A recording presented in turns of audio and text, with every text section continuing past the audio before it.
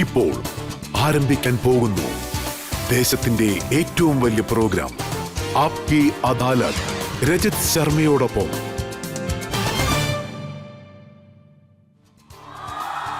നമസ്കാരം. ആപ്കി അദാലത്തിലേക്ക് നിങ്ങളെ സ്വാഗതം ചെയ്യുകയാണ്. ആപ്കി അദാലത്തിലെ ഇന്നത്തെ നമ്മുടെ അതിഥി, ഇദ്ദേഹം ഒരു പുണ്യാത്മാവാണ്. ഇദ്ദേഹം ലോകം മുഴുവനും സമാധാനത്തിന്റെ സന്ദേശങ്ങൾ കൊണ്ടെത്തിച്ചു. സമാധാനത്തിന്റെ ദൂതനാണ് ഇദ്ദേഹം. Indian yoga, Indian culture, Indian ആയുർവേദം ഇത് ലോകം മുഴുവനും കൊണ്ടെത്തിച്ചു. വലിയ വലിയ രാജ്യങ്ങളുടെ ഹെഡ് ഓഫ് സ്റ്റേറ്റ് ഇദ്ദേഹത്തെ ബഹുമാനിക്കും, എല്ലാ മര്യാദയും നൽകും, ആവശ്യമാണെങ്കിൽ സല്യൂട്ട് വരെ നൽകും. Please welcome Shri Ravishankar.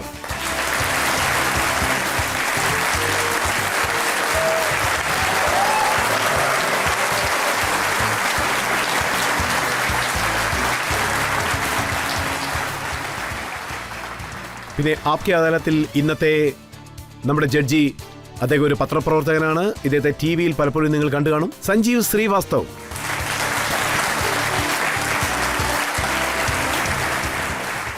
ഇന്നത്തെ നമ്മുടെ ആപ്കി അദാലത്തിൽ വിചാരണ ആരംഭിക്കുന്നതിന് മുൻപ് ഇന്നത്തെ ജഡ്ജിയായ സഞ്ജീവ് ശ്രീവാസ്തവയുടെ അനുവാദം നമുക്ക് ആദ്യം ചോദിക്കാം. അന്വേഷണം ആരംഭിക്കാം. ശ്രീ രവിശങ്കറിന്റെ മേലുള്ള ആദ്യത്തെ കുറ്റാരോപണം എന്താണെന്ന് നമുക്ക് നോക്കാം. ആപ്കി അദാലത്തിൽ ആത്മീയ ഗുരുവായ ശ്രീ രവിശങ്കറിന്റെ മേലുള്ള ആദ്യത്തെ കുറ്റാരോപണം എല്ലാ പ്രശ്നങ്ങളിലും ഇദ്ദേഹം തലയിടുന്നു എന്നുള്ളതാണ്.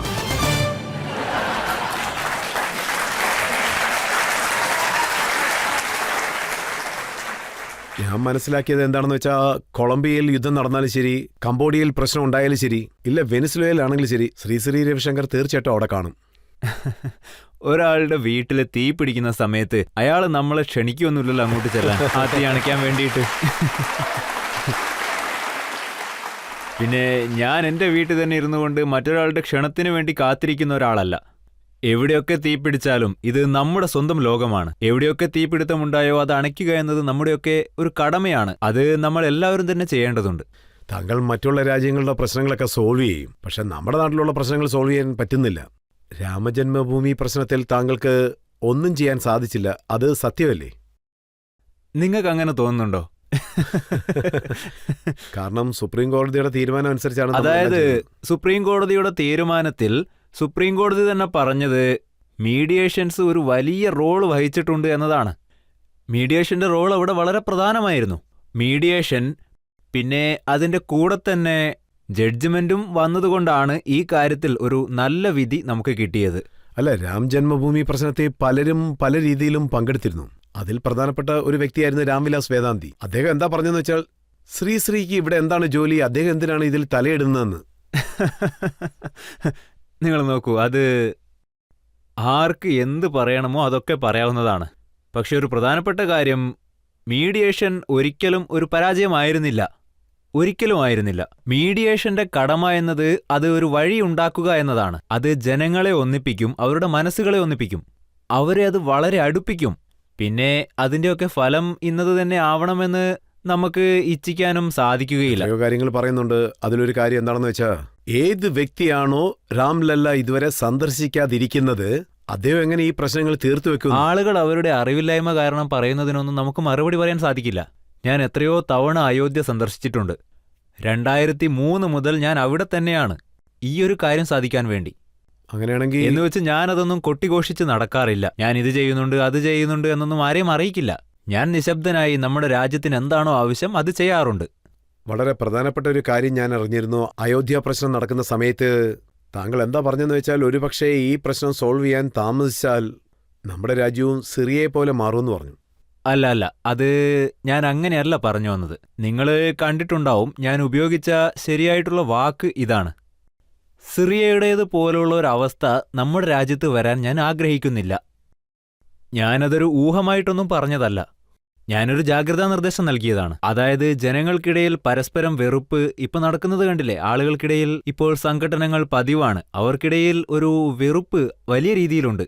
അങ്ങനെയൊന്നും ഇവിടെ നടക്കാൻ പാടില്ല. ഞങ്ങൾ സിറിയയിൽ ഒരു കാലത്ത് വർക്ക് ചെയ്തിരുന്നു. അവിടെ ഞങ്ങൾ 30,000 കുട്ടികളെ ദത്തെടുത്തിട്ടുണ്ട്.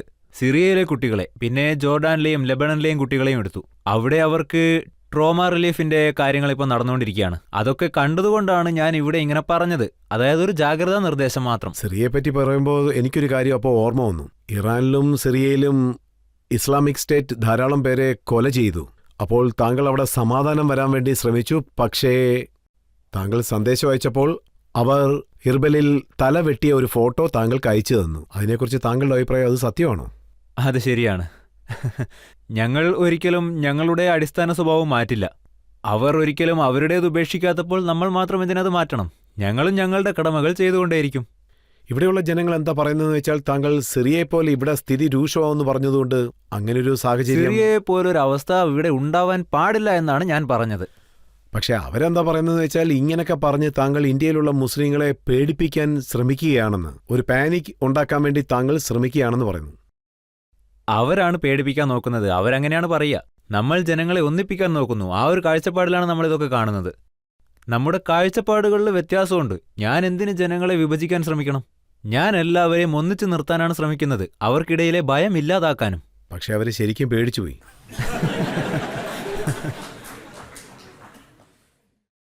അവരെന്താ പറഞ്ഞതെന്ന് വെച്ചാൽ ശ്രീ രവിശങ്കർ നിയമത്തിനും മുകളിലുള്ള വ്യക്തിയാണ്. അതുകൊണ്ട് അതെ അതെ, ഈയൊരു പേടി ജനങ്ങളിൽ അധികമായിട്ടുണ്ടായിരുന്നു. അതായത് പ്രത്യേകിച്ചും വ്യാപാരം അധികമുള്ളവർക്കൊക്കെ. നോക്കൂ, ഒരു കോൺഫ്ലിക്റ്റ്, എവിടെയൊക്കെ കോൺഫ്ലിക്റ്റുകൾ നടക്കുന്നുവോ അതിലൂടെ ഒരാൾ എന്തെങ്കിലും ലാഭം ഉണ്ടാക്കാൻ വേണ്ടി ശ്രമിച്ചുകൊണ്ടിരിക്കും. ഈ സംഘടനകളിലൂടെ ആരുടെയൊക്കെ വ്യാപാരമാണോ അഭിവൃദ്ധിപ്പെടുന്നത് അവർ പേടിച്ചിട്ടുണ്ട്. അവരിനിയും പേടിക്കും. അത് തുടർന്നുകൊണ്ടേയിരിക്കും. ഏത് പ്രശ്നം സുപ്രീം കോടതി പരിഹരിക്കാനിരുന്നുവോ, ഏത് പ്രശ്നത്തിൽ സർക്കാരിന്റെ പങ്ക് ആവശ്യപ്പെട്ടോ അതിലെന്തിനാണ് താങ്കൾ കൈകടത്തിയത്? നിങ്ങൾ നോക്കൂ, ഈയൊരു വിഷയത്തിൽ സുപ്രീം കോടതിയാണ് എന്നെ ഇൻവോൾവ് ആക്കിയത്. അതാണ് ഈ കാര്യത്തിലെ വാസ്തവം. സുപ്രീം കോടതിയുടെ ഉത്തരവ് പ്രകാരമാണ് ഞാൻ ഈ കാര്യത്തിൽ ഇൻവോൾവ് ആയിരിക്കുന്നത്. ഇതിൽ കൂടുതൽ എന്താ പറയാനുള്ളത്? പക്ഷേ താങ്കളൊരു ട്രസ്റ്റ് ഫോം ചെയ്തില്ലേ? അത് പക്ഷേ സർക്കാർ അംഗീകരിച്ചില്ലല്ലോ. ഇല്ല ഇല്ല ഇല്ല, ഞാൻ അതിൽ വരാൻ പോലും ആഗ്രഹിക്കുന്നില്ല. ഞാൻ ഈ മീഡിയേഷൻ കമ്മിറ്റിയിലുള്ള സമയത്ത് എനിക്കൊരു സ്വാർത്ഥ വ്യക്തിയായിട്ടിരിക്കാൻ സാധിക്കില്ല. എനിക്ക് ആ കാര്യത്തിൽ ഒട്ടും തന്നെ താല്പര്യമില്ല. വഴക്കുകൾ തീർക്കുന്നതിൽ മാത്രമേ താങ്കൾക്ക് ഇൻട്രസ്റ്റ് ഉള്ളൂ. നിങ്ങൾ നോക്കൂ, പോസിറ്റീവായിട്ടുള്ള കാര്യങ്ങൾ ചെയ്യുക എന്നതാണ് എൻ്റെ ഇൻട്രസ്റ്റ്. പിന്നെ ജനങ്ങളുടെ മനസ്സ് എപ്പോഴും പോസിറ്റീവായിട്ടിരിക്കണം, അതാണ് എൻ്റെ ഇൻട്രസ്റ്റ്. എനിക്കിപ്പോഴും നന്നായിട്ട് ഓർമ്മയുണ്ട് 2016 കാശ്മീർ ഇഷ്യൂ ഉള്ള സമയത്ത് അവിടുത്തെ പ്രശ്നം സോൾവ് ചെയ്യാൻ താങ്കൾ ശ്രമിച്ചു. പക്ഷേ ജനങ്ങൾ കല്ലെടുത്ത് എറിയുകയും ചെയ്തു. താങ്കൾ യുവാക്കൾക്ക് പറഞ്ഞ് മനസ്സിലാക്കി കൊടുക്കാൻ ശ്രമിച്ചു. താങ്കൾ ബുറാൻ വാലിയുടെ അച്ഛനെ ബാംഗ്ലൂരിലേക്ക് ക്ഷണിച്ചു. പക്ഷെ ഒന്നും സംഭവിച്ചില്ല. എന്തുകൊണ്ട് സംഭവിച്ചില്ല? നല്ലൊരു ഗുഡ് വില്ല് ജനറേറ്റ് ആയല്ലോ. ജനങ്ങൾക്കിടയിൽ ഒരു നല്ല സൗഹൃദാന്തരീക്ഷം ഉണ്ടായി. അതിനുശേഷം ആയിരക്കണക്കിന് കാശ്മീരി യുവാക്കൾ അവർ യോഗ ചെയ്യാൻ തുടങ്ങി. പിന്നെ സ്കിൽ ഡെവലപ്മെന്റിൽ ഇൻവോൾവ് ആവാൻ തുടങ്ങി. അതുകൂടാതെ രാജ്യസ്നേഹവും അവരിൽ ഇപ്പോൾ കൂടുതലായിട്ട് വളരാൻ തുടങ്ങിയെന്നും പറയാം. അതായത് ഇതുപോലുള്ള പോസിറ്റീവ് കാര്യങ്ങൾ ഒരുപാട് നടന്നിട്ടുണ്ട്. പക്ഷെ സർക്കാർ ആർട്ടിക്കിൾ 370 നീക്കിയതിനു ശേഷം ഇങ്ങനെ പലരും സംസാരിച്ചിരുന്നു, അവിടെ മൊത്തം കത്തിയിരിയാൻ പോവുകയാണ്, ഇന്ത്യയുടെ ദേശീയക്കൊടി വെച്ചിരിക്കുന്നവരാരും അവിടെ ജീവനോട് കാണില്ലെന്നും പറഞ്ഞു. ഇല്ല ഇല്ല, അങ്ങനെയൊന്നുമില്ല. അത് വാസ്തവമല്ല. ഇപ്പോ നിങ്ങൾ നോക്കിയാൽ 5 ലക്ഷം രൂപയ്ക്ക് വിറ്റിരുന്ന ഭൂമിയൊക്കെ ഇപ്പോൾ 15 ലക്ഷത്തിനാണ് വിറ്റുപോകുന്നത്. ജനങ്ങളിപ്പോൾ സന്തോഷവാന്മാരാണ്. അവരുടെ സ്ഥലത്തിന്റെ വില ഇപ്പോൾ കൂടിയിരിക്കുന്നു. പിന്നെ കമ്മ്യൂണിക്കേഷൻ ഗ്യാപ്പ് ഉണ്ടാവുമ്പോൾ, അതായത് കമ്മ്യൂണിക്കേഷൻ ജനങ്ങൾക്കിടയിൽ നല്ല രീതിയിൽ നടന്നില്ലെങ്കിൽ, അങ്ങനെ ഇരിക്കുമ്പോൾ നല്ല കാര്യങ്ങൾ പോലും അവർക്ക് തെറ്റായിട്ട് തോന്നും. അതുകൊണ്ട് തന്നെ കമ്മ്യൂണിക്കേഷൻ ഒരു പ്രധാനപ്പെട്ട സംഗതിയാണ്. അത് സർക്കാരിനെ കൊണ്ട് മാത്രം ചെയ്യാൻ സാധിക്കില്ല. അത് ചെയ്യേണ്ടത് പൊതുജനങ്ങളാണ്, ഗുരുക്കന്മാരും സന്യാസിമാരുമാണ്. പിന്നെ NGOസും ചെയ്യണം. ഇത് അവരുടെയൊക്കെ കടമയാണ്. പിന്നെ NGOസിന്റെ പണിയെന്ന് പറഞ്ഞാൽ ഇത് മാത്രമല്ല. അതായത് വെറും തുണികൾ കൊടുക്കുക, പിന്നെ ഭക്ഷണം കൊടുക്കുക, അത് മാത്രമല്ല. അതുപോലെ സ്കൂളുകൾ നടത്തുക. അവരുടെ പണിയെന്ന് പറഞ്ഞാൽ ഒരു ബ്രിഡ്ജ് ഉണ്ടാക്കണം. ജനങ്ങൾക്കിടയിൽ ഒരു നല്ല ബ്രിഡ്ജ് ഉണ്ടാകണം. അങ്ങനെ ഉണ്ടെങ്കിൽ മാത്രമേ. ഉള്ളവരുടെ കൂടെ ഇപ്പോഴും താങ്കൾക്ക് വല്ല കോണ്ടാക്ട് ഒക്കെ ഉണ്ടോ? അതെ അതെ, കോണ്ടാക്റ്റിൽ തന്നെയാണുള്ളത്. കാശ്മീരിൽ ഇന്ന് ഞങ്ങളുടെ 15 സ്കിൽ ഡെവലപ്മെന്റ് സെന്ററുകൾ നടന്നുകൊണ്ടിരിക്കുന്നുണ്ട്. പിന്നെ ആയിരക്കണക്കിന് കാശ്മീരി യുവാക്കൾ അതിൽ ചേർന്നുകൊണ്ട് പരിശീലനം നേടുകയാണ്. പിന്നെ റീസെന്റ് 500ഓളം യുവാക്കൾ പുതുതായിട്ട് കോളേജുകളിൽ അഡ്മിഷൻ എടുത്തിട്ടുണ്ട്. ഈ പണികളൊക്കെ വളരെ ഭംഗിയായി നടന്നുകൊണ്ടിരിക്കുകയാണ്. അപ്പോൾ അവിടെ സംഭവിക്കുന്ന കാര്യങ്ങളുടെ ഫീഡ്ബാക്ക് എന്തൊക്കെയാണ്? സർക്കാർ വളരെ നന്നായിട്ട് പോകുന്നു എന്ന് പറയുന്നു. പക്ഷേ നിങ്ങൾ നോക്കൂ, ജനങ്ങളുടെ മനസ്സിൽ എവിടെയോ ഒരു മുറിവുണ്ടാവുന്നു. ആ മുറിവ് നമ്മൾ മരുന്ന് വെച്ച് ഉണക്കേണ്ടതുണ്ട്. ഒരു വ്യക്തി ഇങ്ങനെ പെരുമാറുന്നു എന്ന് വെച്ചാൽ അതായത് തെറ്റുകൾ ചെയ്യുന്നു, ദേഷ്യത്തോടെ പെരുമാറുന്നു. ഇതിന്റെയൊക്കെ പിന്നിൽ ഒരു വലിയ കാരണമുണ്ടാവും, അതായത് ഒരു വേദന. എന്തോ ഒരു കാരണമുണ്ട്, പക്ഷെ അതെന്താണെന്ന് ആരും കണ്ടുപിടിക്കുന്നില്ല. ഒരാൾ ചീത്ത പറയുന്നുണ്ടെങ്കിൽ ആ പറച്ചിലിന് പിന്നിൽ അതായത് നമ്മളൊരിക്കലും ആ വാക്കുകളെ നമ്മുടെ മനസ്സിലേക്ക് ഉൾക്കൊള്ളാൻ പാടില്ല. അവരുടെ മനസ്സിനെ സൂക്ഷ്മമായി നിരീക്ഷിക്കണം. ഇതിലൂടെ തന്നെ ഒരുപാട് ഡിഫറൻസുകൾ ഉണ്ടാവും. ഒരു മനുഷ്യൻ പൂർണ്ണമായിട്ടും മാറും. എപ്പോഴാണോ ഒരു വ്യക്തിക്ക് എല്ലാവരും നമ്മുടെ സ്വന്തം ജനങ്ങളാണ് എന്നൊരു വികാരം ഉണ്ടാവുന്നത്, ആ നിമിഷം എല്ലാം തന്നെ മാറി മറിയും. നക്സലൈറ്റുകളുടെ കാര്യത്തിലും താങ്കൾ കുറച്ചൊക്കെ പരിശ്രമിച്ചിരുന്നു. അപ്പോൾ സെപ്റ്റംബർ 2015 താങ്കൾ എന്താ പറഞ്ഞെന്ന് വെച്ചാൽ നക്സലൈറ്റിനോടൊപ്പം സംസാരിക്കാം, മീഡിയേറ്റ് ചെയ്യാം. അപ്പോൾ ഉണ്ടായിരുന്ന ഹോം മിനിസ്റ്റർ താങ്കളോട് ചോദിച്ചു ഇതിലേക്ക് അഭിപ്രായം പറയാൻ താങ്കൾ ആരാണെന്ന്. ഇത് സർക്കാരിൻ്റെ ജോലിയാണ്, അവർ ചെയ്തോളൂ എന്നും. അതെ, അത് അവര് അങ്ങനെ തന്നെയാണ് സംസാരിച്ചത്. പക്ഷെ ഞങ്ങൾ ഞങ്ങളുടെ പണി ചെയ്തുകൊണ്ടേയിരുന്നു. നിങ്ങൾ നോക്കൂ, ഇതുപോലുള്ള കാര്യങ്ങളിൽ ആരെങ്കിലും ഹെൽപ്പ് ചെയ്യാൻ പോവുകയാണെങ്കിൽ അതിനുള്ള കോംപ്ലിമെന്റ് അവരിൽ തന്നെ വന്നു ചേരും. ഇതിന്റെ ആ ഒരു പ്രശസ്തി വേറെ ആർക്കും കിട്ടാൻ പാടില്ല എന്ന് ചിന്തിക്കും. ഇതുപോലുള്ള ഒരു ചെറിയ മൈൻഡ് സെറ്റ് നോക്കൂ, ഇത് നമ്മൾ ബ്രോഡ് മൈൻഡഡ് ആയിട്ട് കാണേണ്ട കാര്യങ്ങളാണ്. അപ്പോഴേ ഇതുപോലുള്ള ചെറിയ ചെറിയ കാര്യങ്ങളിലൊക്കെ കുടുങ്ങിക്കൊണ്ട് നമ്മുടെ കടമകൾ ചെയ്യുന്നതിലെ തടസ്സങ്ങൾ ഇല്ലാതാവും. അതൊക്കെ ടോട്ടലായിട്ട് തന്നെ സ്റ്റോപ്പ് ആവും. താങ്കൾ കാര്യങ്ങൾ നന്നായിട്ട് മനസ്സിലാക്കി. രാമക്ഷേത്ര ഇഷ്യൂസിൽ താങ്കൾ തോൽക്കാൻ കാരണം താങ്കൾക്ക് ആ ക്രെഡിറ്റ് പോകാതിരിക്കാൻ വേണ്ടിയല്ലേ? ചിലപ്പോൾ അങ്ങനെയാവാം. പിന്നെ ഈ സർക്കാരിനോടും താങ്കൾ പറഞ്ഞു തീർച്ചയായും നക്സലൈറ്റിന്റെ മനസ്സ് മാറ്റാൻ താങ്കൾക്ക് സാധിക്കുമെന്ന്.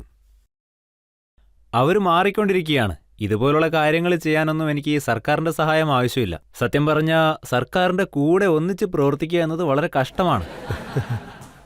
കാരണം നമ്മൾ ആരുടെ സൈഡിലും നിൽക്കില്ല. അത് ഗവൺമെന്റിന്റെ സൈഡിലായാലും ശരി, പിന്നെ ഓപ്പോണന്റിന്റെ സൈഡിലായാലും ശരി, നമ്മൾ ആരുടെ കൂടെയും നിൽക്കില്ല. എല്ലാവർക്കും കോമൺ ആയിട്ട് നിൽക്കും, അതായത് മധ്യസ്ഥം വഹിക്കും.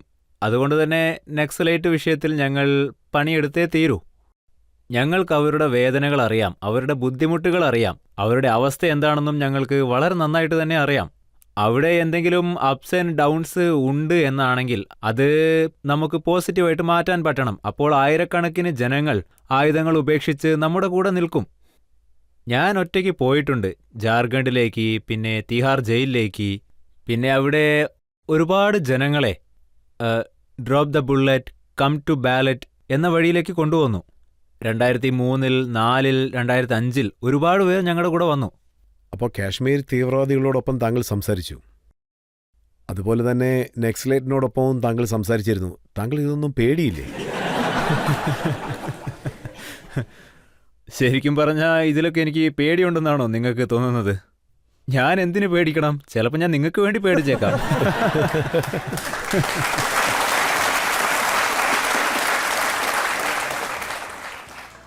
ഇപ്പോൾ നമുക്കൊരു ബ്രേക്ക് എടുക്കാം. ബ്രേക്കിന് ശേഷം ആപ്കി അദാലത്തിൽ ചോദ്യങ്ങളും ഉത്തരങ്ങളും തുടരുന്നതാണ്. സൗഹൃദത്തെ പ്രശംസിച്ചുകൊണ്ട് താങ്കൾ ഇടയ്ക്കിടയ്ക്ക് ഷാമ്പു വിൽക്കുകയും മറ്റുള്ള പ്രോഡക്റ്റുകളൊക്കെ വിൽക്കുകയും ചില സമയത്ത് മാവും അച്ചാറും ഇതുപോലെയുള്ള ബിസിനസ് നമ്മൾ എന്തിനാണ് ഇങ്ങനെ താഴ്ത്തി കാണുന്നത്? പറയൂ.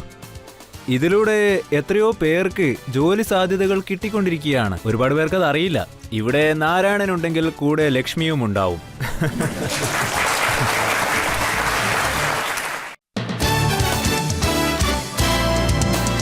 Welcome back. ആപ്കി അദാലത്തിൽ ഇന്ന് നമ്മളൊരു സ്പെഷ്യൽ കേസാണ് കണ്ടുകൊണ്ടിരിക്കുന്നത്. ഇന്നത്തെ നമ്മുടെ അതിഥി വളരെ വിശിഷ്ടപ്പെട്ട വ്യക്തിയാണ്, ശ്രീ രവിശങ്കർ. ആപ്കി അദാലത്തിലെ അടുത്ത കുറ്റാരോപണം. ആപ്കി അദാലത്തിൽ ആത്മീയ ഗുരുവായ ശ്രീ രവിശങ്കറിന്റെ മേലുള്ള അടുത്ത കുറ്റാരോപണം ഇദ്ദേഹം മതത്തിന്റെ പേരിൽ ബിസിനസ് ചെയ്യുന്നു എന്നുള്ളതാണ്.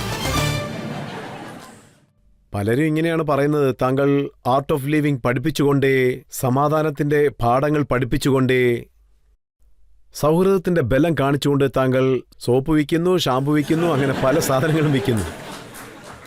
ചില സമയത്ത് മാവും അച്ചാറും ഒക്കെ വിൽക്കുന്നു. ഇതൊക്കെ എന്തിനാ? ശരി, നിങ്ങൾ പറയൂ. ഈ ബിസിനസ് എന്ന് പറഞ്ഞാൽ ഒരു മോശപ്പെട്ട കാര്യമാണോ? ബിസിനസ്സിനെ നമ്മൾ എന്തുകൊണ്ടാണ് ഇങ്ങനെ താഴ്ത്തി കാണുന്നത്? ഇതിലൂടെ ഒരുപാട് യുവാക്കൾക്ക് ജോലി സാധ്യതകൾ കിട്ടുകയാണ്, യുവതികൾക്കും കിട്ടുകയാണ്. ഒരുപാട് പേർക്ക് ജോലി സാധ്യതകൾ കിട്ടുന്നുണ്ട്. ഒരുപാട് പേർ ഇതുമായിട്ട് ബന്ധപ്പെട്ടിരിക്കുകയാണ്. അതുകൊണ്ടാണ് ഞങ്ങൾ ഇത് ചെയ്യുന്നത്. ഒരുപാട് യുവാക്കളുണ്ട് വളരെ താല്പര്യത്തോടെ വളരെ ഉത്സാഹത്തോടെ. ഞങ്ങൾ അവരെയൊക്കെ എൻകറേജ് ചെയ്യുന്നു. ഞങ്ങൾ ഇതിൽ ഇൻവോൾവ് ആവുന്നില്ല, പക്ഷേ ഞങ്ങൾ ഇത് എൻകറേജ് ചെയ്തുകൊണ്ടേയിരിക്കും. യോഗയും ഉദ്യോഗവും ഒരുമിച്ച് നടക്കട്ടെ, ഇതിലെന്താ ഉള്ളത്? നമ്മളുടെ രാജ്യം ഇന്ന് പിന്തങ്ങിപ്പോയിട്ടുണ്ടെങ്കിൽ അതിന്റെ കാരണം ഇത് തന്നെയാണ് അതിന്റെ കാരണം. നമ്മൾ നമ്മളുടെ തൊഴിലിനെ ബഹുമാനിക്കുന്നില്ല, ബിസിനസ്സിനെ ബഹുമാനിക്കുന്നില്ല. വെറും ദാനവും പുണ്യവുമൊക്കെ ചെയ്യുന്നത് മാത്രമേ ശ്രേഷ്ഠമെന്ന് നമ്മൾ കരുതുന്നുള്ളൂ. പക്ഷേ ദാനവും charity cannot happen in an empty bowl. ഒരു കാലി പാത്രത്തിൽ നിന്നും ഒരിക്കലും ദാനം ചെയ്യാൻ സാധിക്കില്ല. അതുകൊണ്ട് തന്നെ നമ്മൾ ആ പാത്രം നിറച്ചേ മതിയാവുള്ളൂ. ഇവിടെ നാരായണന്റെ കൂടെ എപ്പോഴും ലക്ഷ്മിയും ഉണ്ടാവും.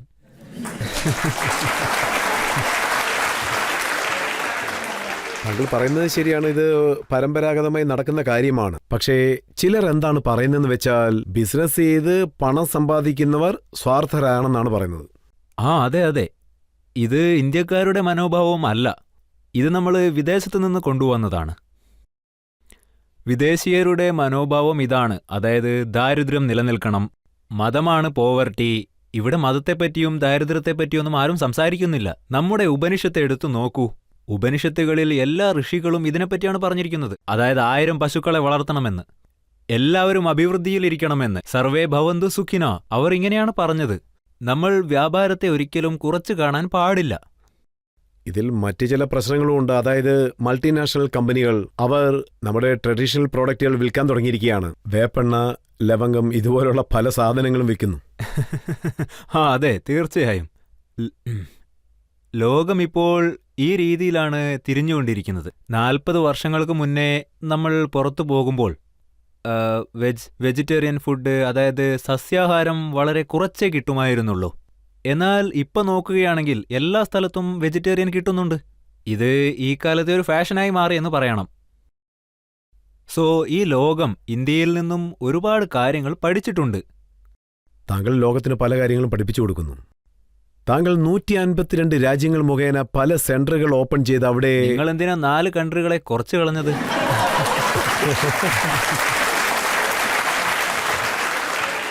നമ്മൾ സംസാരിച്ചുകൊണ്ടിരിക്കുമ്പോൾ തന്നെ 4 ഇൻക്രീസ് ചെയ്തെന്ന് തോന്നുന്നു.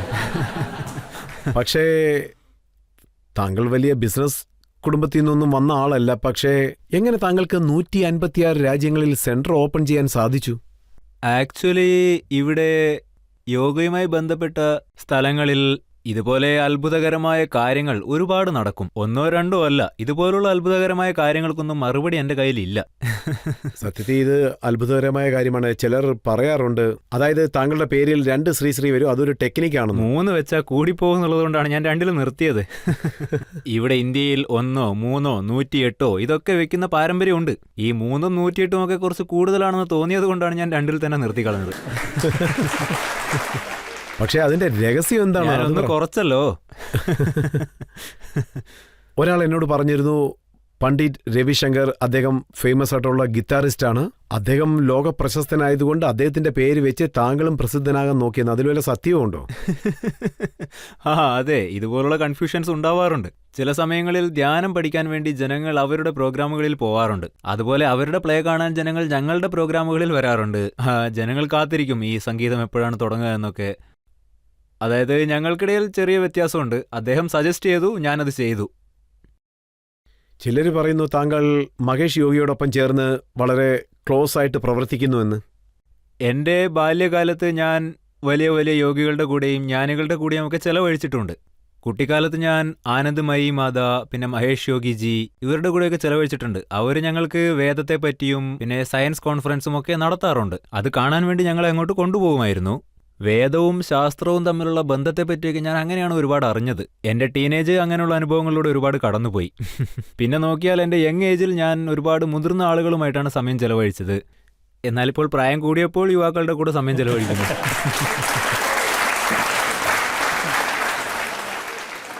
പക്ഷേ രവിശങ്കർജി, താങ്കൾ കച്ചവടം നടത്തുന്നത് തെറ്റായ കാര്യമല്ല. പക്ഷേ എത്ര പേര് ഇങ്ങനെ ചെയ്യുന്നുണ്ട്? ഒരാൾ പുണ്യവാനായി മാറി ഒരു സന്യാസിയായി മാറും, പക്ഷെ കച്ചവടമെന്ന് വരുമ്പോൾ തെറ്റ് ചെയ്യാൻ തുടങ്ങും. അവരാരും വിശുദ്ധരുമല്ല, ജ്ഞാനികളുമല്ല, പിന്നെ മതവുമായിട്ട് ബന്ധമുള്ളവരുമല്ല. അതുപോലുള്ള ആളുകൾക്ക് ശരിക്കും ശിക്ഷ കിട്ടേണ്ടതുണ്ട്. ആരൊക്കെ തെറ്റ് ചെയ്താലും നിയമത്തിന് മുന്നിൽ ആർക്കും പ്രത്യേക പരിഗണന ഇല്ല. എല്ലാവരും തന്നെ നിയമത്തിന് മുന്നിൽ തല കുനിച്ചു നിന്നേ മതിയാവൂ. ഒരുപക്ഷേ ഈ വിശുദ്ധന്മാർ വല്ല തെറ്റും ചെയ്യുകയാണെങ്കിൽ അവർക്ക് ഡബിൾ ശിക്ഷ കിട്ടണമെന്നാണ് എൻ്റെ പക്ഷം. സാധാരണ ആൾക്കാർക്ക് കിട്ടുന്ന ശിക്ഷയേക്കാൾ ഡബിൾ മടങ്ങ് ശിക്ഷ അവർക്ക് കിട്ടണം. ഈയിടയ്ക്ക് നമ്മൾ റാം റഹീമിന്റെ കേസ് കണ്ടിരുന്നു. അവരെങ്ങനെയാണ് ബലാത്സംഗ കേസിൽ ഇൻവോൾവ് ആയതെന്നും കണ്ടു. അവരെങ്ങനെ നിയമത്തിനെ വിലയ്ക്ക് വാങ്ങാൻ ശ്രമിച്ചു എന്നും കണ്ടു. എന്തുകൊണ്ടാണത്? അവർക്ക് ഫോളോവേഴ്സ് ഉള്ളതുകൊണ്ടാണോ, പണം കൂടുതലുള്ളതുകൊണ്ടാണോ? എപ്പോഴാണോ കുളം ശക്തമല്ലാത്തത് അപ്പോൾ കുളത്തിൽ വെള്ളവും ഉണ്ടാവില്ല, അവിടെ കുളവും ഉണ്ടാവില്ല. ഇതാണ് സംഭവിക്കുക. അവരുടെ ഗുരുക്കന്മാർ എല്ലാവരും ചേർന്ന് തപസ് ചെയ്ത് ഇതുപോലെ ശരിയല്ലാത്ത കുളങ്ങളിൽ വെള്ളം നിറച്ചു. അതിലൂടെ കുളവുമില്ലാതായി, വെള്ളവുമില്ലാതായി. നിങ്ങൾ നോക്കൂ, ഒരു ഗുരുവിന്റെ സ്ഥാനം എന്നത് ഒരു സാധാരണ സ്ഥാനമല്ല. ഒരാൾ ഒരുപാട് തപസ്സുകൾ അനുഷ്ഠിച്ചാൽ മാത്രമേ ആ സ്ഥാനത്തെത്താൻ സാധിക്കൂ. ആർക്കു വേണമെങ്കിലും ചെന്നിരുന്ന് ഒരു ഗുരുവാകാനൊന്നും സാധിക്കില്ല.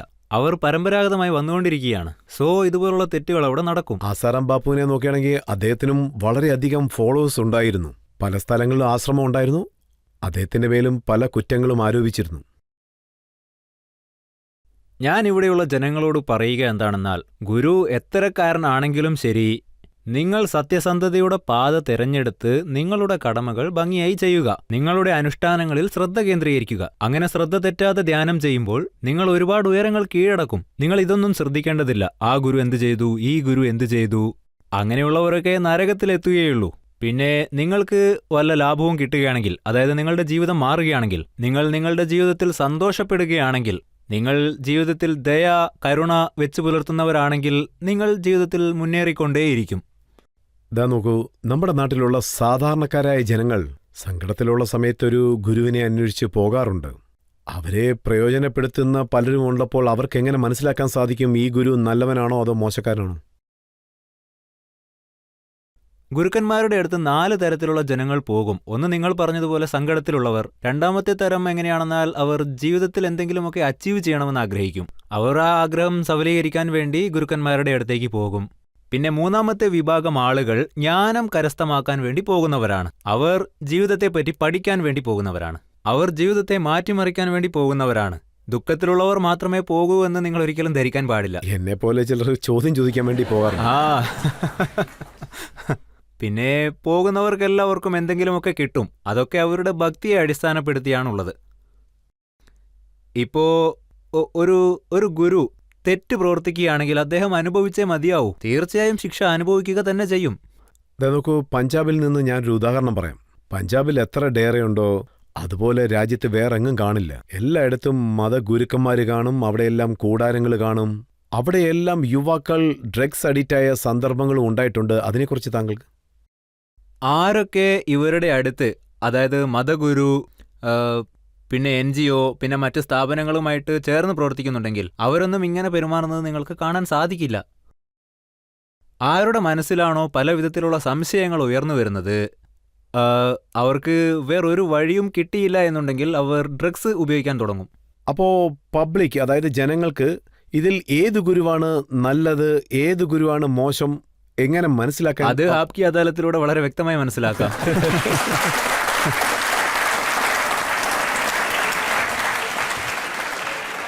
നിങ്ങളെല്ലാ കാര്യങ്ങളും വളരെ കീറി മുറിച്ച് പരിശോധിക്കുന്നുണ്ട്. ഇവിടെ ഒരു വ്യക്തി ബുദ്ധിമാനാണെങ്കിൽ നമുക്ക് അയാളെ കണ്ടാൽ തന്നെ മനസ്സിലാക്കാവുന്നതാണ്. അതായത് ഒരാൾ നല്ല വ്യക്തിയാണോ ചീത്ത വ്യക്തിയാണോ എന്നൊക്കെ. ഒരുപക്ഷെ അവർക്ക് ഇതിൽ സംശയാലുക്കളാണെങ്കിൽ അപ്പോൾ അവർക്കൊന്നും ഇത്രയൊന്നും സെൻസ് ഉണ്ടാവില്ല. അവർ എക്സ്പ്ലോയിറ്റ് ചെയ്യാൻ തുടങ്ങും. അവരൊക്കെ ജനങ്ങൾക്ക് നന്മ ചെയ്യുമോ എന്നത് സംശയം തന്നെയാണ്. നമ്മുടെ രാജ്യത്ത് കൂടുതൽ പേരും പാവപ്പെട്ടവരാണ്. ഒരുപക്ഷെ അവർ പാവപ്പെട്ടവരാണെങ്കിലും അവർക്കെതിരെ വല്ല തെറ്റും സംഭവിച്ചാൽ അതൊക്കെ ദൈവം നോക്കിക്കോളും. ഈശ്വരന്റെ ശക്തി അവരെയൊക്കെ സംരക്ഷിക്കും. നമസ്കാരം ഗുരുജി. ഞാൻ താങ്കളോട് ചോദിക്കാൻ ആഗ്രഹിക്കുന്നത്, യോഗയിൽ താങ്കളും മറ്റുള്ള ഗുരുക്കളും ഇതിനുവേണ്ടി ഒരുപാട് ജോലികൾ ചെയ്തിട്ടുണ്ട്. പക്ഷേ ഇവിടെ ഇരിക്കുന്ന ഓഡിയൻസിൽ ശരിക്കും പറയുകയാണെങ്കിൽ ഒരു 70% ഇങ്ങനെയായിരിക്കും. വെറും സംസാരം മാത്രമായിരിക്കും, ഒന്നും ചെയ്യത്തില്ല. അവർ ജീവിതത്തിൽ യോഗയെ ഇൻവോൾവ് ചെയ്യേയില്ല. എന്തൊക്കെയാ കുറവുകളുള്ളത്, അത് ഏത് ലെവലിലാണ് ഉള്ളത് എന്ന്, അത് എന്തുകൊണ്ട് ഞങ്ങളുടെ അടുത്തേക്ക് വന്ന് ചേരില്ല എന്നും, അതുമാത്രമല്ല അത് ഞങ്ങളെ ഇംപ്രസ് ചെയ്യുന്നുമില്ല. പക്ഷേ അത് ലോകം മുഴുവനും പടർന്നുകൊണ്ടാണ് ഇരിക്കുന്നത്. പക്ഷേ അത് ഇന്ത്യയിൽ മാത്രം എന്തുകൊണ്ടാണ് വളരെ ലോ ലെവലുള്ളത്? അതിനെക്കുറിച്ചൊന്ന് പറയൂ. ഒരു കാര്യം എന്താണെന്ന് വെച്ചാൽ യോഗയ്ക്ക് യുവാക്കൾ അത്ര വലിയ പ്രാധാന്യം കൊടുക്കുന്നില്ല. രണ്ടാമത്തെ കാര്യം, അവർ ഇത് വളരെ സീരിയസ് ആയിട്ടുള്ള ഒരു കാര്യമായിട്ടും കരുതുന്നു. അതൊന്നും അവർക്കല്ല, സീരിയസ് ആയിട്ടുള്ള ജനങ്ങൾക്ക് മാത്രമുള്ളതാണ് എന്നൊക്കെ. ഇതിലെന്തെങ്കിലുമൊക്കെ ഫണ്ണ്, എന്തെങ്കിലും ഒരു സന്തോഷം, എന്തെങ്കിലും ഒരു എൻജോയ്മെന്റ്, ഇതൊന്നും കിട്ടില്ല എന്ന്. ഇക്കാരണങ്ങൾ കൊണ്ടുതന്നെ യുവാക്കൾ യോഗയിൽ നിന്നും ഒരു അകൽച്ച പാലിക്കുന്നുണ്ട്. പിന്നെ മൂന്നാമത്തെ കാര്യം, ഒന്നിനെപ്പറ്റിയുമുള്ള പൂർണ്ണ വിവരം അവർക്കില്ല. യോഗ എന്ന് വെച്ചാൽ വളരെ സീരിയസ് ആയിട്ട് രൗദ്രഭാവത്തോടുകൂടി ഹോമകുണ്ടത്തിനരികിൽ ഇരിക്കുന്നതൊന്നുമല്ല. അത് ജീവിതത്തിൽ ഒരുപാട് ഉപകാരപ്രദമായ ഒന്നാണ്. അത് ദൈനംദിന ജീവിതത്തിൽ ഉപകാരപ്പെടും. തീർച്ചയായിട്ടും യുവാക്കൾക്കത് യൂസ്ഫുൾ ആയിരിക്കും. ഇത് മനസ്സിലാക്കിയാൽ വലിയ രീതിയിലത് ജനങ്ങൾ ചെയ്യുവാൻ തുടങ്ങും. അദ്ദേഹം ഒരു നല്ല കാര്യമാണ് പറയുന്നത്. അതായത് നമ്മൾ ലോകം മുഴുവനും യോഗ സ്പ്രെഡ് ചെയ്തു. യുണൈറ്റഡ് നേഷൻ പോലും യോഗ ഡേ ആഘോഷിക്കാൻ തീരുമാനിച്ചു. പക്ഷെ നമ്മുടെ ആൾക്കാർക്ക് പഠിപ്പിച്ചു കൊടുക്കാൻ പറ്റുന്നില്ല.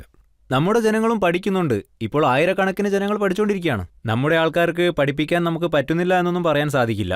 നിങ്ങൾ നോക്കൂ, ഇപ്പോൾ രാജ്യത്തിന്റെ പല കോണുകളിലും യോഗ നടക്കുന്നുണ്ട്. ഡൽഹിയുടെ ഓരോ പാർട്ടുകളിലും ഇപ്പോൾ യോഗ പരിശീലനം നടന്നുകൊണ്ടിരിക്കുന്നുണ്ട്. പിന്നെ നിങ്ങൾ നോക്കിയാൽ ഞങ്ങൾക്ക് തന്നെ ഡൽഹിയിൽ 500ഓളം ബ്രാഞ്ചുകളുണ്ട്. അതെല്ലാ സമയത്തും ബിസി ആയിരിക്കും. ജനങ്ങൾ പഠിക്കുകയാണ്. പഠിക്കണമെന്ന് ആഗ്രഹമുണ്ടെങ്കിൽ എവിടെ നിന്നുകൊണ്ടും അവർക്ക് പഠിക്കാവുന്നതാണ്. യോഗ ചെയ്യുന്നതുകൊണ്ട് എന്താണ് പ്രയോജനം? യോഗ കൊണ്ടുള്ള പ്രയോജനം വളരെ കുറച്ചൊന്നുമല്ല. ഞാനിപ്പോൾ അത് പറയാൻ തുടങ്ങിയാൽ അത് പറഞ്ഞു തീരാൻ ഒരുപാട് സമയമെടുക്കും. അതിലൊരുപാട് കാര്യങ്ങളുണ്ട്. നമ്മുടെ ശാരീരികാരോഗ്യം മെച്ചപ്പെടും, നമ്മുടെ ജീവിത രീതികൾ മാറും, നമ്മുടെ പരിതസ്ഥിതിയിൽ ഒരു പോസിറ്റിവിറ്റി നിറയും, അതായത് ഒരു പുതിയ എനർജി ഉണ്ടാവും. പിന്നെ നമ്മുടെ മനസ്സ് ശാന്തമാവും, അത് സ്റ്റഡിയായി നിൽക്കും. നമ്മളുടെ ഓർമ്മശക്തിയും വളരെ നല്ല രീതിയിൽ തന്നെ മെച്ചപ്പെടും. ജനങ്ങൾ ജിമ്മിൽ പോകാൻ ആഗ്രഹിക്കുന്നു, ബോഡി ബിൽഡപ്പ് ചെയ്യാൻ വേണ്ടി. അവർക്ക് സിക്സ് പാക്ക് വരും, അത് ലോകത്തെ കാണിക്കുകയും ചെയ്യാമല്ലോ. അതിൻ്റെ കൂടെ തന്നെ പുഞ്ചിരിയും ആവശ്യമാണ്.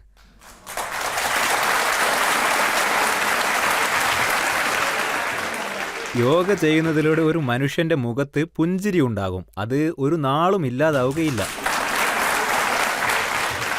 ഇപ്പോൾ നമുക്കൊരു ബ്രേക്ക് എടുക്കാം. ബ്രേക്കിന് ശേഷം ആപ്കി അദാലത്തിൽ ശ്രീ രവിശങ്കറിനോടുള്ള ചോദ്യങ്ങൾ തുടരുന്നതായിരിക്കും. NDTV എന്താ പറയുന്നതെന്ന് വെച്ചാൽ, താങ്കൾ പ്രോഗ്രാം ചെയ്തു, ചവറുകൾ മൊത്തം അവിടെ ഉപേക്ഷിച്ചു, അതുപോലെ തന്നെ താങ്കൾ മരം നടുവെന്ന് പറഞ്ഞിട്ട് അങ്ങനെ ഒന്നും ചെയ്തില്ലെന്ന് പറയുന്നു. ഇവിടെ എത്ര വലിയ പ്രോഗ്രാമാണ് നടന്നിട്ടുള്ളത്. സ്റ്റേജ് ഡിസ്മാൻഡിൽ ചെയ്ത സമയത്ത് മുന്നേ ഉണ്ടായിരുന്ന പോലെ തന്നെ പുല്ല് അവിടെ അപ്പോഴും ഉണ്ടായിരുന്നു. അതിൽ ഒരു മാറ്റവും ഉണ്ടായിട്ടില്ല. Welcome back. ആപ്കി അദാലത്തിൽ ഇന്നത്തെ നമ്മുടെ അതിഥി ലോകത്തിന്റെ തന്നെ സമാധാന ദൂതനായിട്ട് വർത്തിക്കുന്ന ശ്രീ രവിശങ്കർ ആണ്. ആപ്കി അദാലത്തിലെ അടുത്ത കുറ്റാരോപണം. ആപ്കി അദാലത്തിൽ ആത്മീയ ഗുരുവായ ശ്രീ രവിശങ്കറിന് മേലുള്ള അടുത്ത കുറ്റാരോപണം ഇദ്ദേഹത്തിന്റെ സ്റ്റേറ്റ്മെന്റുകൾ വിവാദത്തിൽ ഉൾപ്പെടുന്നു എന്നുള്ളതാണ്. വല്ലപ്പോഴൊക്കെ ഇങ്ങനെയുള്ള വിഷയങ്ങൾ വരാറുണ്ട്. മലാല യൂസഫിന് നോബൽ സമ്മാനം കിട്ടിയപ്പോൾ താങ്കൾ പറഞ്ഞു അതിനുള്ള യോഗ്യത അവർക്കില്ലെന്ന്. ചില സമയങ്ങളിൽ കൈക്കുന്ന ചില യാഥാർത്ഥ്യങ്ങൾ നമ്മൾ പറഞ്ഞേ മതിയാവും. അത് നല്ല ഉച്ചത്തിൽ പറയേണ്ടി വരും. അവർക്കതിനുള്ള യോഗ്യതയില്ലെന്ന് താങ്കൾക്ക് എങ്ങനെ മനസ്സിലായി?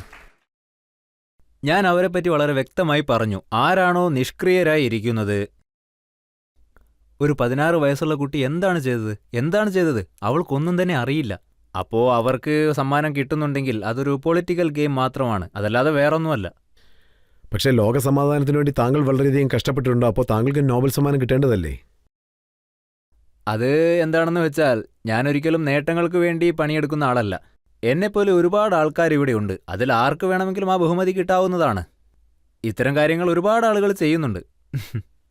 ഞാനൊരു സ്റ്റേറ്റ്മെന്റ് താങ്കളുടെ കണ്ടിരുന്നു. അതിൽ താങ്കൾ പറയുന്നു, മഹാരാഷ്ട്രയിൽ കൃഷിക്കാര് സൂയിസൈഡ് ചെയ്യാൻ കാരണം അവർക്ക് ആധ്യാത്മിക ജീവിതത്തിൽ താല്പര്യം ഇല്ലാത്തതുകൊണ്ടാണെന്ന്. ശരിയാണ് പറഞ്ഞത്. ഈ കാര്യത്തെക്കുറിച്ച് പല ചർച്ചകളും നടന്നു. പല മുതിർന്ന നേതാക്കന്മാരും പറഞ്ഞു ഇങ്ങനൊന്നും സംസാരിക്കാൻ പാടില്ലെന്ന്. എന്തുകൊണ്ട് പറഞ്ഞുകൂടാ? അതൊരു വാസ്തവമല്ലേ? ഞങ്ങൾ 518 ഗ്രാമങ്ങളിൽ, പ്രത്യേകിച്ച് വിഗർഭ ഗ്രാമത്തിൽ ഞങ്ങളുടെ ആളുകൾ പോയി വീടുകൾ തോറും കയറി ഇറങ്ങി കൃഷിയെപ്പറ്റി ഞങ്ങൾ അന്വേഷിച്ചു. പിന്നെ അതാണ് കാരണമെന്ന് ഞങ്ങൾക്ക് മനസ്സിലായി.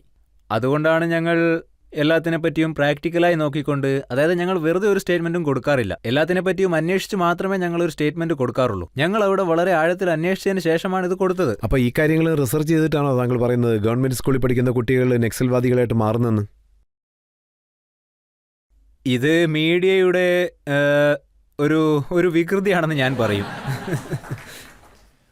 എൻ്റെ അമ്മ ഒരു ഗവൺമെന്റ് സ്കൂളിൽ പഠിച്ച ആളാണ്.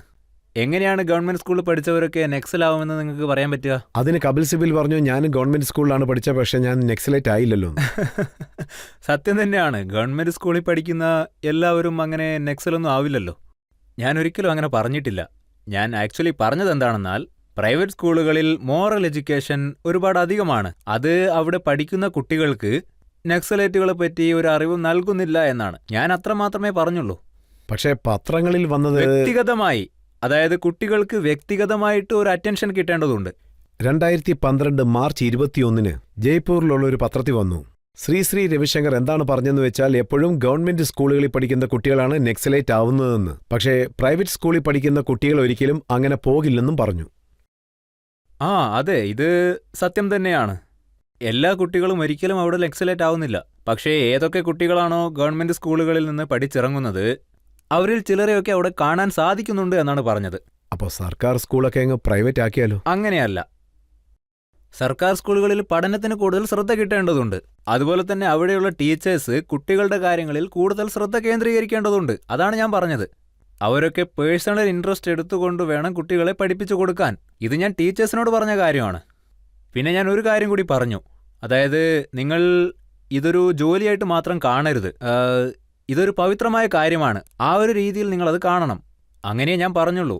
അതെല്ലാവരോടും കൂടി പറഞ്ഞതാണ്. താങ്കൾ മറ്റൊരു കാര്യം കൂടി പറഞ്ഞു, നാഷണൽ ഗ്രീൻ ട്രിബ്യൂണലിനെ കുറിച്ച്. അവർ 5 കോടി താങ്കൾക്കെതിരായിട്ട് ഫൈൻ ഇട്ടപ്പോൾ അത് കെട്ടില്ലെന്ന് താങ്കൾ പറഞ്ഞു. അതൊരിക്കലും ഒരു ഫൈനല്ല, അതൊരു ഡെപ്പോസിറ്റ് ആണ്. ആ കാര്യം ഞാൻ ഇവിടെയും ആവർത്തിച്ച് പറയും. ആരാണോ തെറ്റ് പ്രവർത്തിക്കുന്നത് അവർക്ക് മേലെയാണ് ഫൈൻ ഇടേണ്ടത്. ഇവിടെ ഡെപ്പോസിറ്റ് എന്ന രീതിയിലാണ് ആ തുക വാങ്ങിയിരിക്കുന്നത്.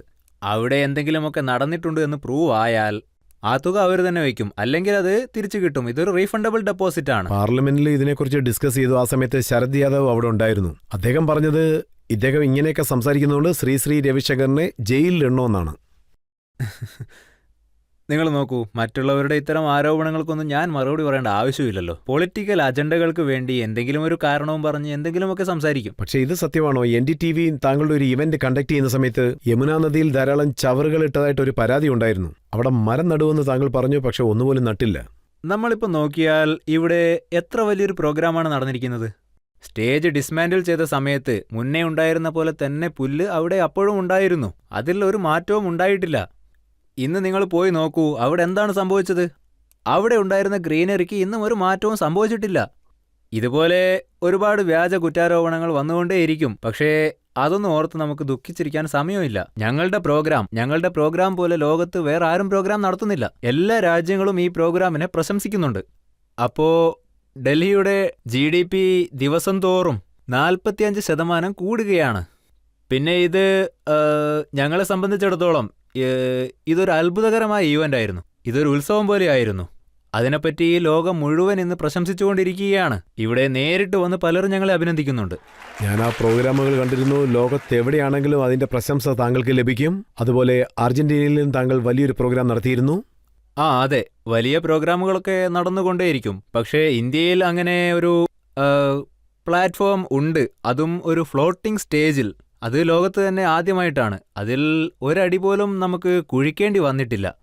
മേലെ നോക്കുകയാണെങ്കിൽ ഫ്ലോട്ടിംഗ് സ്റ്റേജ് ഉണ്ട്. പിന്നെ 40,000 ആർട്ടിസ്റ്റുകൾ, അവരെല്ലാവരും ഒന്നിച്ച് സ്റ്റേജിൽ പെർഫോമൻസുകൾ നടത്തി. ലോകത്തെവിടെയെങ്കിലും ഇങ്ങനെ നടന്നതായിട്ട് കേട്ടിട്ടുണ്ടോ? പ്രകൃതിക്ക് ദോഷം സംഭവിക്കുമെന്ന് പലരും പറഞ്ഞിരുന്നല്ലോ. അതായത് എൻവയോൺമെന്റിന് നാശം സംഭവിക്കുമെന്ന്. പ്രകൃതിക്ക് എന്ത് നാശമാണ്? ഞങ്ങൾ അവരോട് ചോദിച്ചത് എന്ത് നാശമാണ് സംഭവിച്ചത് എന്നാണ്. അവർ പറഞ്ഞത് ഇതിന് മുന്നേയുള്ള അവസ്ഥ ഞങ്ങൾക്ക് അറിയില്ല, ഇപ്പോൾ ഉള്ളത് എന്താണെന്ന് പിന്നെ ഞങ്ങൾക്ക് എങ്ങനെ അറിയാൻ പറ്റുമെന്നൊക്കെയാണ്. ഇതാണ് അവർ തന്ന റിപ്പോർട്ട്. പിന്നെ മൂന്നാമത്തെ റിപ്പോർട്ട് നോക്കിയാൽ അത് NDTVയുടെ റിപ്പോർട്ടാണ്. അതിൽ നോക്കുകയാണെങ്കിൽ അവരുടെ കമ്മിറ്റിയുടെ ഭാഗത്തു നിന്നും ഒരു റിപ്പോർട്ട് വന്നു, no damage has been found. അതായത് ഒരു ഡാമേജും നടന്നിട്ടില്ല എന്ന്. പക്ഷേ ഇത് സത്യമല്ലേ? താങ്കൾ യമുന നദി ശുദ്ധമാക്കുമെന്ന് പറഞ്ഞിരുന്നു. അതിനുവേണ്ടി ഞങ്ങൾ ഒരുപാട് നാളായിട്ട് പ്രവർത്തിക്കുന്നുണ്ട്. നമ്മുടെ ഡൽഹി, നമ്മുടെ ജമുന, അതിൽ ഞങ്ങളുടെ എത്രയോ വളണ്ടിയേഴ്സ് പ്രവർത്തിക്കുന്നുണ്ട്. 500 ടൺ വേസ്റ്റുകൾ, അതായത് ഗാർബേജുകൾ, ബ്ലാങ്കറ്റ്സ്, ജർക്കിനുകൾ, ഷൂസ് എല്ലാം ഞങ്ങൾ ക്ലീനാക്കി. ജമുന നദിയിലെ ജലം ശുദ്ധിയാക്കുക എന്നത് ഒരു സർക്കാർ സ്ഥാപനത്തിന്റെ മാത്രം കടമയാണെന്ന് നമുക്ക് പറയാൻ സാധിക്കില്ല. അവിടെ എല്ലാവരും ഒന്നിച്ചു നിന്ന് പ്രവർത്തിക്കുകയാണ്. ഞങ്ങൾ ഇതുവരെ ഏകദേശം 55 മില്യൺ ട്രീകൾ നട്ടിട്ടുണ്ട്. അതാണ് യാഥാർത്ഥ്യം, ഇന്ത്യ മുഴുവനും. പക്ഷേ ഡൽഹിയുടെ സാഹചര്യം വളരെ മോശമാണ്. പുഴക്കാറ്റ് കാരണം വിഷമയമായി.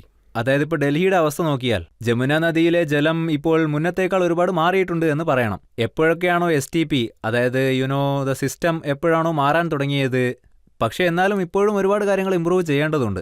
ഞാൻ യുവാക്കളോട് ഒരു കാര്യം മാത്രമേ പറയുന്നുള്ളൂ: നിങ്ങൾ ഒരുപാട് മരങ്ങൾ നടണം. എല്ലാ സ്ഥലങ്ങളിലും പോയി നിങ്ങൾ വൃത്തിയുടെ പ്രാധാന്യത്തെപ്പറ്റി സംസാരിക്കണം. അപ്പൊ താങ്കൾ കേജ്രിവാളിനോട് റിക്വസ്റ്റ് ചെയ്യണ്ടേ അതെല്ലാം വൃത്തിയാക്കി തരാൻ? താങ്കളോട് പല രീതിയിലുള്ള ചോദ്യങ്ങൾ ഞങ്ങൾ ചോദിച്ചു, പക്ഷെ താങ്കൾ ചിരിച്ചുകൊണ്ടേ അതിനെല്ലാം ഉത്തരവ് നൽകുകയും ചെയ്തു. ഇപ്പോൾ നമുക്കൊരു ബ്രേക്ക് എടുക്കാം. ബ്രേക്കിന് ശേഷം ആപ്കി അദാലത്തിൽ ഇന്നത്തെ നമ്മുടെ ജഡ്ജിയുടെ ജഡ്ജ്മെന്റ് എന്താണെന്ന് നമുക്ക് നോക്കാം.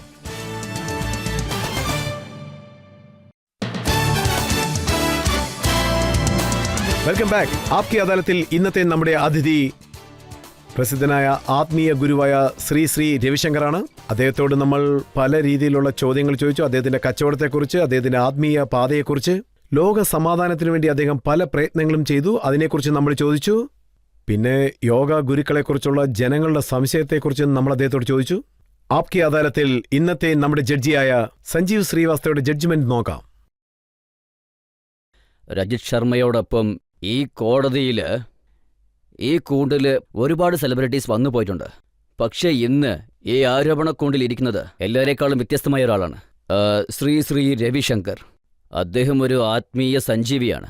വിശ്വസിക്കുന്ന, ധൈര്യമുള്ള, ശാന്തമായ ഒരാളാണ്. അദ്ദേഹത്തിന്റെ സംസാരം വളരെ രസകരമായിരുന്നു. ഇതെല്ലാത്തിൻ്റെയും സംഗമമാണ് ഇദ്ദേഹം. വലിയ രീതിയിൽ ആരോപിക്കപ്പെട്ട ഇദ്ദേഹം ജനങ്ങൾക്ക് നല്ലത് കൊണ്ടുപോയി ചേർക്കണമെന്നൊരു നല്ല മനുഷ്യനാണ്. സോ എൻ്റെ അഭിപ്രായത്തിൽ ഈ കോടതിയുടെ തീരുമാനം എന്താണെന്ന് വെച്ചാൽ, ഇന്ന് ഇന്ത്യയുടെ ജനങ്ങൾ, അതായത് ഒരുപാട് യുവാക്കൾ ലഹരിക്ക് അടിമയായിരിക്കുന്നു. ഇതുപോലത്തെ ഒരുപാട് കാര്യങ്ങൾ നമ്മൾ ചെവികൊണ്ട് കേട്ടിട്ടുണ്ട്. അതുകൊണ്ട് ശ്രീ രവിശങ്കർ, അദ്ദേഹത്തിൻ്റെ ഈ ഊർജം, ഈ സമയം ലോകം മുഴുവനും കറങ്ങുന്നതിന് പകരം ഇന്ത്യയിലെ, അതായത് നമ്മുടെ സമുദായ ഘടനയിലെ ഇനിയും എത്ര വളരണം, അതെങ്ങനെ ഒരുമിക്കണം എന്നുള്ള കാര്യങ്ങൾ, അതുമാത്രമല്ല സഹോദരത്വം, സമത്വം ഇനിയും ഒരുപാട് വളരണം. അദ്ദേഹത്തിന്റെ സമയവും ഊർജവും നമ്മുടെ നാടിനു വേണ്ടി ചെലവഴിക്കണം. താങ്കൾ എന്തെങ്കിലും പറയാൻ ആഗ്രഹിക്കുന്നുണ്ടോ?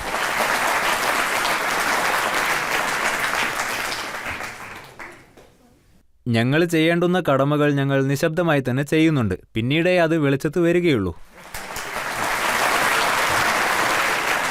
ഈ വിശ്വാസത്തോടുകൂടി ശ്രീ രവിശങ്കർ ഇങ്ങനെ തന്നെ ജനങ്ങൾക്ക് സേവനം ചെയ്തുകൊണ്ടേയിരിക്കണം, ജ്ഞാനത്തിന്റെ വഴി കാണിക്കണം, ജനങ്ങൾക്കെല്ലാവർക്കും നല്ല രീതിയിലുള്ള വഴികൾ കാണിച്ചു കൊടുക്കണം. പിന്നെ ലോകം മുഴുവന് ഇന്ത്യയുടെ പ്രശസ്തി ഉയർത്തിക്കൊണ്ടേ പോകണം. ആ വിശ്വാസത്തോടുകൂടി ഈ പ്രോഗ്രാം അവസാനിക്കുകയാണ്. അടുത്ത എപ്പിസോഡിൽ മറ്റൊരു അതിഥിയോടൊപ്പം നിങ്ങളെ വീണ്ടും വന്ന് കാണുന്നതായിരിക്കും. നന്ദി, നമസ്കാരം.